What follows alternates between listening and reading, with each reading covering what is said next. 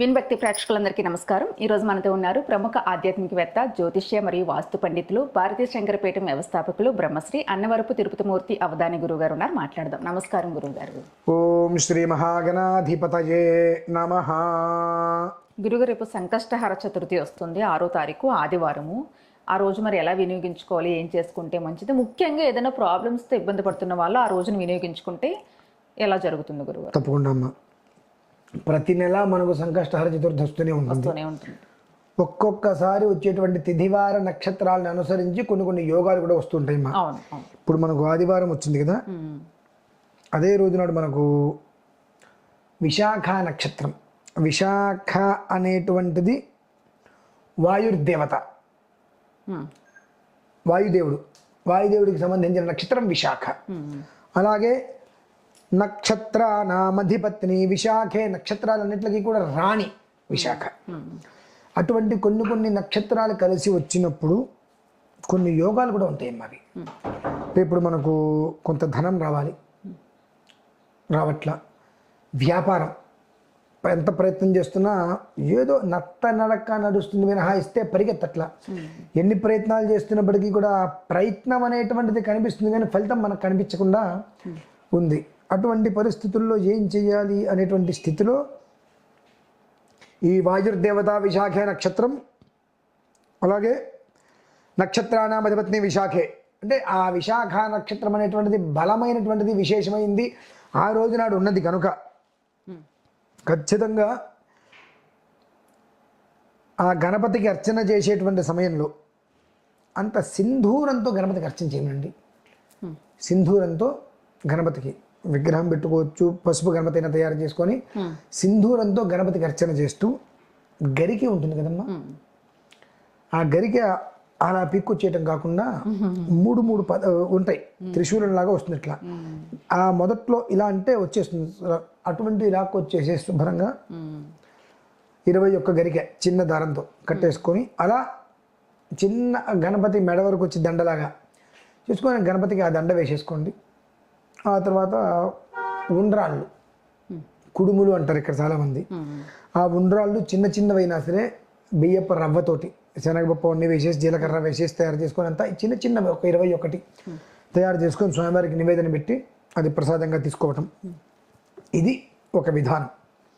ఈ విధానం ఆచరించడానికి ముందు చేయవలసింది ఇంకోటి ఉందమ్మా. ఏమిటి అని అంటే, ఇతపూర్వం చాలాసార్లు చెప్పాను, ఎన్నిసార్లు చెప్పినప్పటికీ కూడా గుడ్డెద్దు చేలో పడింది అన్నట్టుగా మన వాళ్ళు ఎవరు వినరు. దున్నపోత మీద వర్షం పడ్డట్టే ఉంటుంది, వింటే బాగుపడతారని ఇంకొకసారి చెప్తున్నా. గణపతికి ఆరాధన చేసుకునే ముందు మాతా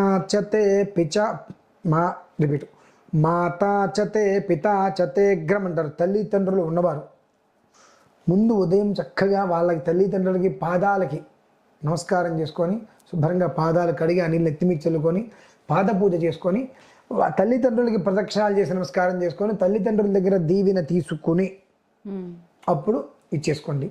అంటే మాకు తల్లిదండ్రులు లేరండి, మరి అన్నలు ఉన్నారుగా, జ్యేష్ఠో పితృ సమాన. రాముడు వారి యొక్క తండ్రి గారు దశరథ మహారాజు గారు చనిపోయారమ్మా. చనిపోయినప్పుడు రాముడు వారు అక్కడ కూర్చొని బాధపడుతున్నారు.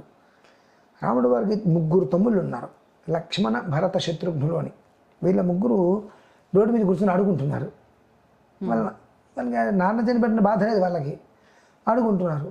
రాముడు వారు చూసి ఏంట్రా నాన్న చనిపోయాడు, మీరేంటి ఇట్లా ఆడుకుంటున్నారు నాన్న చనిపోతే అంటే, అదేంటన్నీ అట్లా మాట్లాడతావు, నాన్న చనిపోయింది నీకు, మాకు నువ్వున్నావుగా, నాన్న చనిపోయింది నీకు, ఎందుకు నువ్వు బాధపడు, జ్యేష్ఠో పితృ సమాన అని చెప్పి నాన్న తర్వాత పెద్దవాడు తండ్రితో సమానం కాబట్టి మాకు నువ్వున్నావు, నీకు తండ్రి లేనిది మాకున్నాడని చెప్పి చెప్తారు వీళ్ళందరూ. అట్లానే నిజంగా అది ధర్మం అమ్మా. చెప్తూ నవ్వాం కానివ్వండి, అది చాలా మహాపాపం చెప్తూ నవ్వటం, అట్లా అది ధర్మం. జ్యేష్ఠో పితృ సమాన కాబట్టి నీకు అన్నయ్యలు ఉన్నారుగా, అన్నయ్యకి నమస్కారం. అన్నయ్యతో మాకు మాటలు లేవండి, సిగ్గుండాలి అన్నయ్యతో నేను మాట్లాడట్లేదని చెప్పుకోవడానికి. అన్నయ్య తిడతాడు, కొడతాడు, ఓకే, అయినా సరే కాలు పెట్టుకుని నమస్కారం చేసుకో, నీ అన్నయ్యే కదండి. ఇందులో ఇంకొక విషయం చెప్పాడండి. లక్ష్మణస్వామి వారు మూర్ఛపడ్డారు, వినండి జాగ్రత్తగా, మీకే అవసరం. లక్ష్మణస్వామి వారు యుద్ధంలో మూర్ఛ చెందాడు. ఆ సమయంలో రాముడు లక్ష్మణస్వామి అడ్డం పడిపోయారని చెప్పి నాకు సీత వద్దు, యుద్ధం వద్దు, ఏమీ వద్దు, అందరూ వెళ్ళిపోండి అని ఏడుస్తున్నాడు అక్కడ కూర్చొని. సుగ్రీవుడు వచ్చి, రామ సామాన్య మానవుడి వలె నీకేంటి విచారం అంటే, ఇప్పుడు ఏమంటాడంట ఆయన,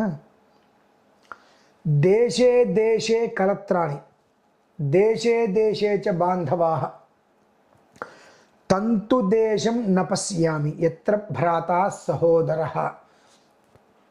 ఏ దేశం వెళ్ళినా ఎక్కడికి వెళ్ళినా భార్య దొరుకుతుంది, భార్య వైపు బంధువులు అనేక మంది దొరుకుతారు. కానీ ఎక్కడికి వెళ్ళినా ఎంత తిరిగినా కూడా మనం చూడనటువంటిది కననటువంటిది ఏదైనా ఉంది అంటే మనతో పాటు పుట్టినవాడు, ఏకోదరులు అని అంటారు. అన్నదమ్ముల పిల్లలకి పుట్టింది కూడా కదండి, మళ్ళీ ఏకగర్భవాసులు. నా తమ్ముడయ్యా, వాడు అడ్డం పడితే నన్ను యుద్ధం చేయమంటావు ఏంటని అంటాడు. అంటే తమ్ముడు అంటే అంతంది, అన్న తమ్ముడు అంటే అది. నీకు ఎంత కక్ష అయినా రావచ్చు, వదిలేయాలి అక్కడికి నువ్వు. దీనికి అన్నదమ్ముల విషయం గురించి భారతంలో కూడా చాలా గొప్పగా ఇచ్చాడండి. ఈ భారతం రాసింది ఎవరు? మళ్ళీ గణపతి. భారతం రాసింది విఘ్నేశ్వరుడు. అటువంటిది అందులో ఆయన చాలా మళ్ళీ అన్నదమ్ముల గురించి చాలా విశేషంగా చెప్పాడు. అలాగని చెప్పి తల్లి తండ్రి కనుక లేకపోతే అన్నయ్య నీకు కోపం, నేను రానిడు ఇంటికి, ఓకే, అసలు నీ అన్నయ్య ఇంటికి నేను రానియనంటానికి ఆయనకి ఎంత హక్కు ఉంది? వెళ్ళిపోవడమే డైరెక్ట్. చనువు ఉంటుంది, ఆ చనువు లేదా నువ్వు ఫీల్ అవుతున్నావు. అందుకని వెళ్ళి కలగమనిస్తాను, నువ్వు తిట్టు కొట్టు ఏదైనా సరే, కాళ్ళు పట్టేసుకుని నమస్కారం చేసుకో, వచ్చిన పని నువ్వు చేసుకో. అన్నయ్యలు కూడా లేరండి. అప్పుడెవరు? మీ అత్తగారు మామగారు నీ తల్లిదండ్రి, నీ అత్తగారు మామగారు నీ తల్లిదండ్రి. వాళ్ళకి అత్తగారు కాలు పట్టుకోవడం ఏంటి, మామగారు కాలు పట్టుకోవడం ఏంటి? అత్తగారు మామగారు పిల్లని కని ఆ పిల్లని నీకు పెళ్లి చేసి పంపిస్తే ఆ అమ్మాయి కాలు పట్టుకోవడానికి నీకేం సిగ్గులేదు. అత్తగారికి మామగారు కాలుగా నమస్కారం చేయడం సిగ్గా? ఆలోచన. అత్తగారు మామగారినే తల్లిదండ్రులుగా భావించి నమస్కారం చేసుకొని నీ పని నువ్వు చేసుకో. అంటే మనకన్నా పెద్దవాళ్ళు, లేదంటే గురుతుల్యుణ్ణి, మనకన్నా పెద్దవాళ్ళ దగ్గర ఆశీర్వచనం తీసుకుని మనం చేసేటువంటి ప్రక్రియే ఈ